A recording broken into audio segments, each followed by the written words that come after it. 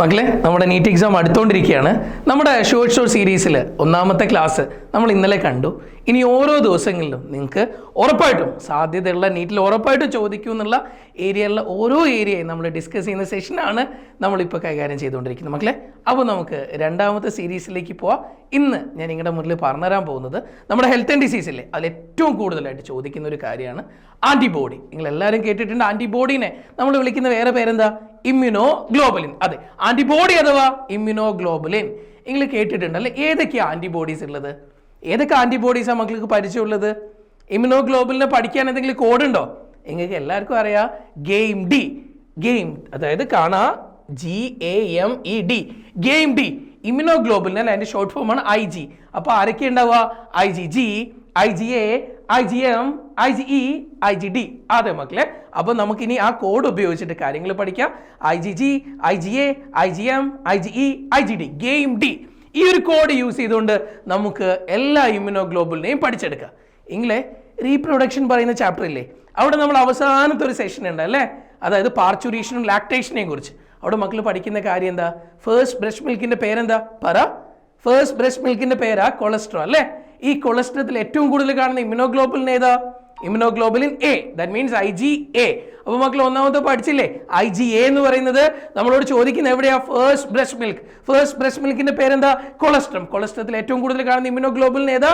IgA. Okay, ഇനി അടുത്തൊരു കാര്യം പറയട്ടെ കുഞ്ഞുങ്ങളെ, പലപ്പോഴും കൺഫ്യൂഷൻ ആവുന്ന ഒരു കാര്യമാണ്, അമ്മയുടെ പ്ലാസന്റെ ക്രോസ് ചെയ്ത് കുഞ്ഞാവേലേക്ക് ഏതോ ഒരു ഇമ്മ്യൂണോഗ്ലോബുലിൻ വരും. അത് ഏത് ഇമ്മ്യൂണോഗ്ലോബുലിനാണ്? പ്ലാസന്റെ ക്രോസ് ചെയ്യാൻ പറ്റുന്ന അമ്മാറ്റ് കുഞ്ഞി, അമ്മയിൽ കുഞ്ഞിലേക്ക് പ്ലാസന്റെ ക്രോസ് ചെയ്ത് വരുന്ന ഇമ്മ്യൂണോഗ്ലോബുലിൻ ഏതാ? IgA ആണോ? അല്ല, IgG. ഏത് അമ്മ ആഗ്രഹിക്കുന്ന കുഞ്ഞ് ജീനിയസ് ആയിട്ട് കാണാനാണ്. അപ്പൊ അമ്മ പ്ലാസന്റെ വഴി കുഞ്ഞാവയ്ക്ക് കൊടുക്കുന്ന ഏതാ? IgG. പ്ലാസന്റെ ക്രോസ് ചെയ്യുന്ന ഇമ്മ്യൂണോഗ്ലോബുലിൻ ഏതാ?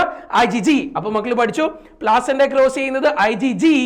അടുത്തത് നമ്മൾ പറഞ്ഞത് ഫേസ്റ്റ് ബ്രസ്റ്റ് മിൽക്ക് ആയിട്ടുള്ള കൊളസ്ട്രോൾ ഉള്ളത് IgA. IgM നമ്മളൊരു ഇൻഫെക്ഷനൊക്കെ ഉണ്ടായാലേ ഫസ്റ്റ് ബോഡി പ്രൊഡ്യൂസ് ചെയ്യുന്ന ഇമ്മ്യൂണോഗ്ലോബുലിനാണ് IgM. First antibody produce during N infection. നമ്മൾ ബ്ലഡ് ഗ്രൂപ്പ് ആന്റിബോഡിക്ക് ഇല്ലേ, ഈ ബ്ലഡ് ഗ്രൂപ്പ് ആന്റിബോഡിക്ക് എവിടെ വരുന്നതാ? IgM വരുന്ന. പക്ഷെ RH ആന്റിബോഡി ഇല്ലേ, അത് IgG ആണ്. RH ആന്റിബോഡി ഏതാ? IgG. പ്ലാസന്റെ ക്രോസ് ചെയ്യുന്ന ഇമ്മ്യൂണോഗ്ലോബുലിൻ ഏതാ? IgG. ഫസ്റ്റ് ബ്രസ്റ്റ് മിൽക്ക് ആയിട്ടുള്ള കൊളസ്ട്രോൾ ഇമ്മ്യൂണോഗ്ലോബുലിൻ ഏതാ? IgA.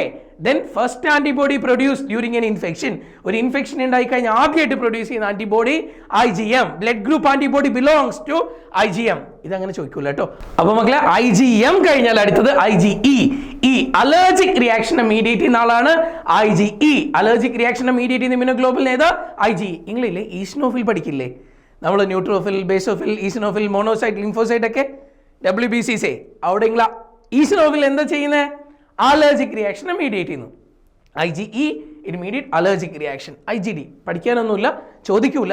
ഇയാളില്ലേ മറ്റ് ആന്റിബോഡീസിന്റെ പ്രൊഡക്ഷന് സഹായിക്കുന്നു. ഇനി ചെറിയൊരു കാര്യം കൂടെ പറഞ്ഞു തരട്ടെ, ഇതല്ലേ നമ്മുടെ ഇമ്മ്യൂണോഗ്ലോബുലിന്റെ പാഠം അഥവാ ആന്റിബോഡി. ഇത് എത്ര പോളിപെപ്റ്റൈഡ് ചെയിൻ കൊണ്ട് ഉണ്ടാക്കിയേക്കുന്നത്? 4 പോളിപെപ്റ്റൈഡ് ചെയിൻ കൊണ്ട് ഉണ്ടാക്കിയേക്കുന്നത്. 2 ഹെവി ചെയിനും 2 ലൈറ്റ് ചെയിനും, 2 ഹെവി ചെയിനും 2 ലൈറ്റ് ചെയിനും. അങ്ങനെ എത്ര പോളിപെപ്റ്റൈഡ് ചെയിൻ കൊണ്ട് ഉണ്ടാക്കിയേക്കുന്നത്? 4 പോളിപെപ്റ്റൈഡ് ചെയിൻ കൊണ്ട് ഉണ്ടാക്കിയേക്കുന്നത്. അവരാണ് നമ്മുടെ ആന്റിബോഡി. ഇവർ ഗാമ ഗ്ലോബുലിൻസ് ആണ്. ഓക്കെ, അങ്ങനെ 4 പോളിപെപ്റ്റൈഡ് ചെയിൻ കൊണ്ട് ഉണ്ടാക്കിയേക്കുന്ന ആന്റിബോഡി ഇത് കാണുന്നത്. നിങ്ങൾ നോക്കിയേ, ഇങ്ങനെ കാണുന്നില്ലേ? ഇതാണ് ഇവിടെയുള്ള ഹെവി ചെയിൻ. അപ്പൊ എത്ര ഹെവി ചെയിൻ ഉണ്ട്? 2 ഹെവി ചെയിൻ. ഇത് കണ്ടില്ലേ, ഇതാണ് ലൈറ്റ് ചെയിൻ. എത്ര ഹെവി ചെയിൻ ഉണ്ട്? 2 ഹെവി ചെയിൻ. എത്ര ലൈറ്റ് ചെയിൻ ഉണ്ട്? 2 ലൈറ്റ് ചെയിൻ. അപ്പൊ ഇവരെ നമുക്ക് എന്ത് പേരിട്ട് വിളിക്കാം? H2L2. അപ്പൊ ഇവരെ നമ്മൾ എങ്ങനെയാണ് റെപ്രസെന്റ് ചെയ്യുന്നത്? H2L2. എത്ര ഹെവി ചെയിൻ? 2 heavy chain. എത്ര ലൈറ്റ് ചെയിൻ? 2 light chain. അപ്പോൾ H2L2 എന്ന് റെപ്രസെന്റ് ചെയ്യാം. 2 ഹെവി ചെയിനും 2 ലൈറ്റ് ചെയിനും. എൻ്റെ കുഞ്ഞുങ്ങൾ ഹെവി ചെയിനും ലൈറ്റ് ചെയിനും കണ്ടില്ലേ? ഇതിൽ നോക്കി, ഇവിടെ കണ്ടോ ടോപ്പിൽ? ഇവിടെയാണ് ഈ ആന്റിബോഡി ഇങ്ങനെ നിൽക്കുക അല്ലേ, വൈ ഷേപ്പിൽ. ഇവിടെയാണ് ആര് വന്നിട്ട് ബൈൻഡ് ആക്കുന്നത്? ഇവിടെയാണ് ആന്റിജൻ വന്ന് ബൈൻഡ് ചെയ്യുന്നത്. നമ്മളെ ബോഡിയിലേക്ക് ഒരു പാത്തോജൻ കയറൂലേ, പാത്തോജൻ കയറുമ്പോൾ അതിന് എഗെയിൻസ്റ്റ് അല്ലേ ബോഡി ആന്റിബോഡി ഉണ്ടാക്കുന്നത്. അങ്ങനെയാണെങ്കിൽ ആ ആന്റിബോഡിയിൽ നമ്മൾ പഠിച്ചുകൊണ്ടിരിക്കുന്നത്. അപ്പോൾ ഈ ആളെ എവിടെയൊക്കെ ബൈൻഡ് ചെയ്യുക? ഇവിടെ വന്നിട്ട് ആ ബൈൻഡ് ചെയ്യുന്നത്. ഇതാണ് ആന്റിജൻ ബൈൻഡിങ് സൈറ്റ്. കുഞ്ഞുങ്ങൾക്ക് മനസ്സിലായി എത്ര ഹെവി ചെയിൻ ഉണ്ട്? 2 ഹെവി ചെയിൻ ഉണ്ട്. എത്ര ലൈറ്റ് ചെയിൻ ഉണ്ട്? 2 ലൈറ്റ് ചെയിൻ ഉണ്ട്. ഇവിടെ നമ്മൾ ഈ ടോപ്പിൽ കാണുന്നത് ഇവിടെയാണ് ആന്റിജനെ കയറിയിട്ട് ബൈൻഡ് ചെയ്യുന്നത്. ഓക്കെ ആണേ? ഇനി നിങ്ങൾ നോക്ക്, ഇവർ തമ്മിൽ ജോയിൻ ചെയ്യുന്ന ബോണ്ട് കണ്ടോ മക്കള്? ഹെവി ചെയിനും ലൈറ്റ് ചെയിനും തമ്മിലും ഹെവി ചെയിൻ തമ്മിൽ ജോയിൻ ചെയ്യുന്ന ആ ബോണ്ടിന്റെ പേര് ഡൈസൾഫേറ്റ് ബോണ്ട്. കറക്റ്റ് ആണ്. എന്തോന്നാ ബോണ്ടിന്റെ പേര്? Disulphate bond. ഹെവി ചെയിനെയും ലൈറ്റ് ചെയിനെയൊക്കെ തമ്മിൽ ജോയിൻ ചെയ്യുന്ന ബോണ്ട് ഏതാ ബോണ്ട്? Disulphate bond. ഇനി ഒരു കാര്യം കൂടെ പഠിച്ചേ, നിങ്ങൾ കണ്ടോ ഈ ഒരു ഏരിയയിലാണ് നമുക്ക് ആന്റിജൻ വന്നിട്ട് ബൈൻഡ് ആക്കുക, ഈ ഒരു ഏരിയ കേട്ടോ, കറക്റ്റായിട്ട് നോക്കിക്കോളേ. അപ്പോൾ ഇവിടെ എന്ത് സംഭവിക്കുന്നു പറഞ്ഞാൽ ആന്റിജൻ വന്ന് ബൈൻഡ് ചെയ്യുമ്പോൾ ഇവിടെ ചേഞ്ചസ് നടക്കും. ഓക്കെ ആണേ. അതേ സ്ഥാനത്ത് നിങ്ങൾ ഇങ്ങോട്ട് നോക്കി, ഇങ്ങോട്ട് താഴത്തേക്ക് കാണുന്നുണ്ടോ, ഇവിടെ ആണെങ്കിലോ ഒരു ചേഞ്ചും ഉണ്ടാവില്ല. അപ്പോൾ നമ്മൾ ഇതിനെ രണ്ട് പേരിട്ട് വിളിക്കും. ഒന്ന് ഇത് കോൺസ്റ്റന്റ് റീജിയൻ ആണ്, ഇത് വേരിയബിൾ റീജിയൻ ആണ്. അപ്പോൾ ഏതാ വേരിയബിൾ റീജിയൻ? വേരിയബിൾ എന്ന് പറഞ്ഞാൽ എവിടെയാണോ ആന്റിജൻ കയറി ബൈൻഡ് ചെയ്യുമ്പോൾ ചേഞ്ചസ് ഉണ്ടാവുന്നത്, അതാണ് വേരിയബിൾ റീജിയൻ. അപ്പോൾ താഴത്തേക്കോ കോൺസ്റ്റന്റ് റീജിയൻ. അപ്പോൾ വേരിയബിൾ റീജിയനും കോൺസ്റ്റന്റ് റീജിയൻ. എൻ്റെ കുഞ്ഞുങ്ങളെ ഇവിടെ കാണുന്ന ഈ ഷെയ്ഡില്ലേ, ഇത് രണ്ട് ഏരിയ, ഇതാണ് വേരിയബിൾ റീജിയൻ. ഇങ്ങടേക്കുള്ള ഈ ഏരിയയില്ലേ, ഇതാണ് കോൺസ്റ്റന്റ് റീജിയൻ. അപ്പോൾ നമ്മൾ എന്താ പഠിച്ചത്? ആന്റിബോഡിനെ കുറിച്ചാണ് പഠിച്ചത്. എപ്പോഴും എക്സാമിന് ചോദിക്കുന്ന കാര്യമാണ് ആന്റിബോഡി. ആന്റിബോഡിയുടെ വേറെ പേരെന്തായിരുന്നു? ഇമ്മ്യൂണോഗ്ലോബുലിൻ. കുഞ്ഞുങ്ങളെ ക്ലാസ്സിനെ ക്രോസ് ചെയ്യുന്ന ആരായിരുന്നു? IgG. Correct answer. അപ്പൊ ഇനി നമ്മുടെ ഫസ്റ്റ് ബ്രസ്റ്റ് മിൽക്കിലോ IgA, അലർജിക് റിയാക്ഷനോ IgE. ഈ സ്ട്രക്ചർ ഓർത്ത് വെക്കുക. എത്ര ഹെവി ചെയിനാ?